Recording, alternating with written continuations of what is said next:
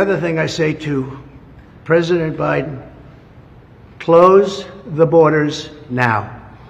This is not sustainable for our country. It's not sustainable for our cities. Our country is under siege.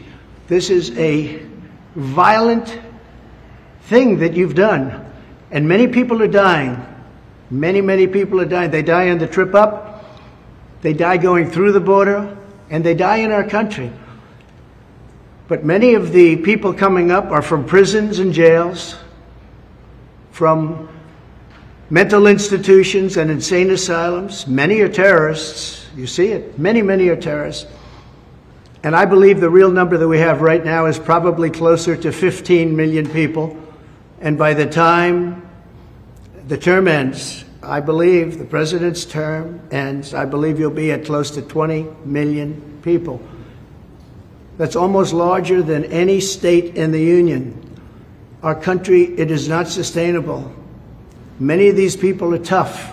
Many of these people are bad. They come from some of the roughest countries in the world and some of the roughest prisons. We have prisons in the Congo, in Africa, coming. We have people coming from all parts of the Middle East.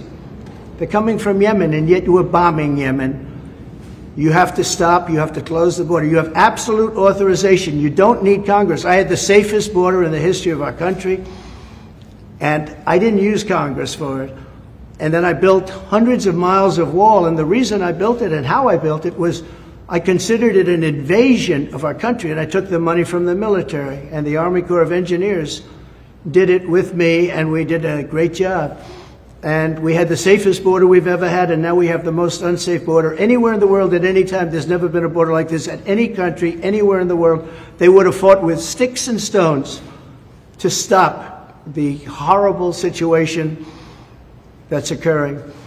Our people can't stand it, and the people coming in really can't stand it because they're dying. Many are dying on the trip up, and they're dying in the country. And also, many of the people are criminals, and they're doing tremendous harm. I call it migrant crime. It's migrant crime. It's a new category of crime. They're hurting our country horribly, and we've become a laughing stock all over the world. So I say respectfully to President Biden, you have the authorization right now. I did it. I didn't go to Congress and say, do I have the right to close? I fought Congress on it. Close the borders. You can do it right now. You have everything. Use my policies. My policies were great. Everybody said it. Use my policies. So just to finish, I have great respect for the Supreme Court, and I want to just thank them for working so quickly and so diligently and so brilliantly. And again, this is a unifying factor. Everybody now is together, and they can go after me as a politician. They can go after me with votes.